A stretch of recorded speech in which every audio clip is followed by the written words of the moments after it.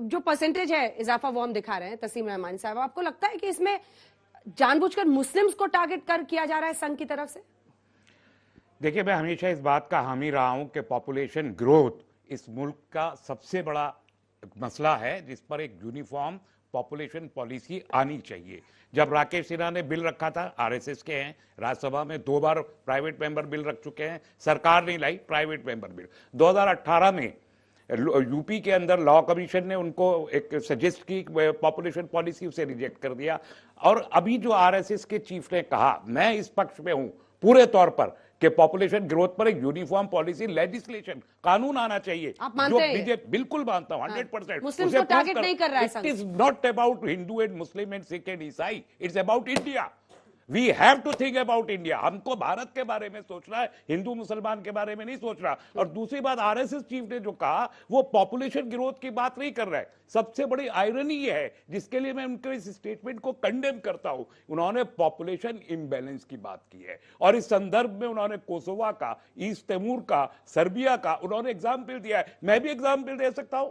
फिलिस्तीन की एक एग्जाम्पल हमारे सामने नहीं है। फिलिस्तीन की एग्जाम्पल उन्होंने क्यों कोट नहीं की? देशों के विभाजन, भारत के विभाजन की उन्होंने बात की। तो इसका मतलब वो सीरियस नहीं पॉपुलेशन ग्रोथ पे, वो सीरियस है पॉपुलेशन इम्बैलेंस पर। और इसलिए मैं ये कहता हूं कि अगर आप देशों के विभाजन धर्म के आधार पे होते हैं, कल्चर के आधार पे होते हैं, लैंग्वेज के आधार पर, ये 3 होते हैं, और उस आधार पर हमारी स्टेट्स भी डिवाइड हुई है आफ्टर इंडिपेंडेंस। तो अगर हम जस्टिस के साथ चल रहे, कॉन्स्टिट्यूशन ऑफ इंडिया आ जाने के बाद 1940-50 में इसे अडॉप्ट करने के बाद ये इश्यूज हमारे देश के दरमियान से खत्म हो गए थे, मगर आरएसएस के दिमाग से खत्म नहीं हुए। इसलिए आज जब वो इम्बैलेंस की बात करते हैं, असंतुलन पर जो उनका बयान है उसको लेकर सभी कटघरे में खड़ा कर रहे हैं। इसके बाद आप लोग भी हाथ उठा सकते हैं सवाल पूछने के लिए। लेकिन यह भी एक सच्चाई है कि जो हिंदुओं का ग्रोथ रेट रहा है, वो ग्रोथ रेट एक बार फिर से दिखा दीजिए, और जो मुस्लिमों का ग्रोथ रेट रहा है उसमें जमीन आसमान का फर्क। मैं इसलिए मैं ये बात कहना चाहता हूं आपके चैनल के माध्यम से कि इसको अगर आप ये सोच के ले रहे हैं कि एक पर्टिकुलर कम्युनिटी को, एक धर्म विशेष को टारगेट कर रहा है, तो वो गलत है। दूसरी बात, ऐसा कानून बन ही नहीं सकता है। मैं कुछ और कह रहा हूं, आरएसएस चीफ ने ये नहीं कहा है कि मुस्लिम की जनसंख्या में घटाना। 223% बनाम 385%। क्या ये संघ के मन में नहीं था जब ये बात कही गई है? ईमानदारी से आप आंखें देखिए, मैं बता रहा हूं, इसको आप एनालाइज करेंगे। एक अगर आप लीगल प्रोसेस की बात कर रहे हैं, आज हम यहां पे जो डिस्कशन कर रहे हैं कि कानून कैसा हो, कानून कैसा बने, तो जब कानून कैसा बनेगा तो मैं आपको यही बात कहना चाहता हूं कि कोई भी आदमी ये नहीं कह सकता है कि एक पर्टिकुलर कम्युनिटी को रिस्ट्रिक्ट करने के लिए कानून बनेगा। और मैं एक मुद्दा इसमें और ऐड करना चाहता हूं अंजना जी, अगर आप परमिशन दे तो।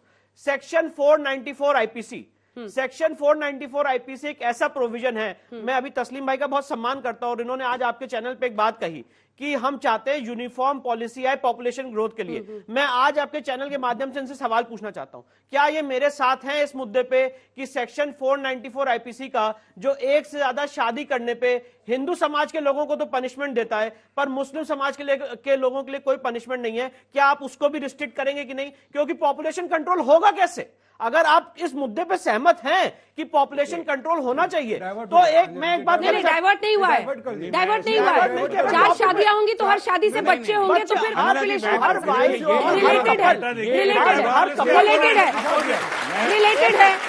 नहीं, ओवरऑल इन्होंने मुझसे सवाल किया है, अगर आप इजाजत दें तो मैं जवाब दे दूं। उनको बोलने तो दीजिए। हर कपल मुसलमानों से ज्यादा नॉन मुस्लिम्स में हर कपल डाटा है। मैं उसके लिए आपको पता था मुझे कि आप वो डेटा जरूर लेके आए। मैंने कहा था ना सर, आईने के सामने खड़े हो जाइए। क्या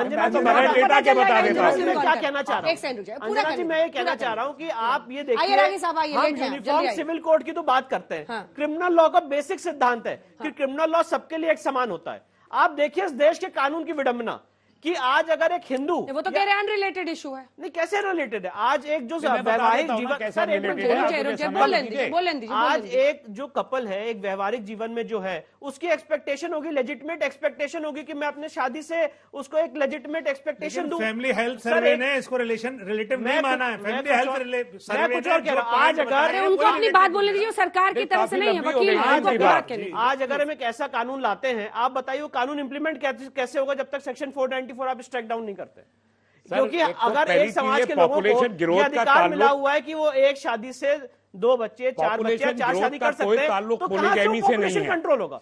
पॉपुलेशन कंट्रोल ये जो आज तस्लीम भाई ने बात कही, अगर ये अपनी बात पे सच्चाई से इंप्लीमेंट करना चाहते हैं तो सबसे पहले अंजना जी जरूरत है सेक्शन 490।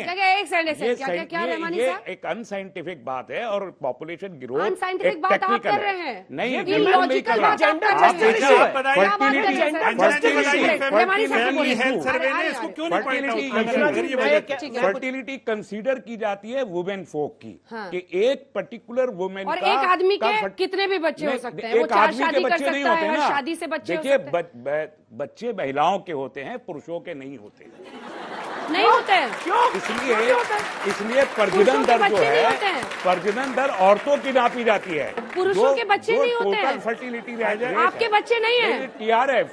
टीआरएफ मैं अब बताइए, आपके बायोलॉजिकल बात चुटकुले कर में रहा तो हूं। बच्चे भी हंस रहे नहीं, हैं, मैं- आपके बच्चे नहीं है। नहीं, मैं तो आप साइंटिफिक बात पुरुष ही कर है ना, रहा हूं, आपके आप बच्चे नहीं सोशल है। कर रही हैं, आप सोशल बात अंजना कर जी, रही हैं। मुझे आप एक आप मिनट डेविएट में कर रहे बताओ। हैं। नहीं, मुझे बताइए कौन रहमानी से साहब, बर्थडे आपके बच्चे हैं कि नहीं है? मुझे बताइए किस कौन रहमानी से साहब, बर्थडे आपके बच्चे हैं कि नहीं है? अल्हम्दुलिल्लाह मेरा एक बेटा मेरा है। तो फिर पुरुष ही है ना आप। मैं पुरुष कैसी हूं। बात कर रहे हैं मैंने सर? पैदा नहीं किया, आपने पैदा।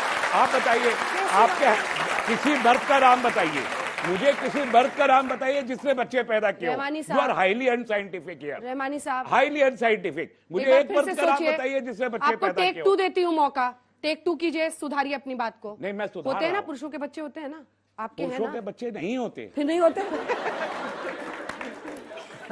Talk biologically, talk sense.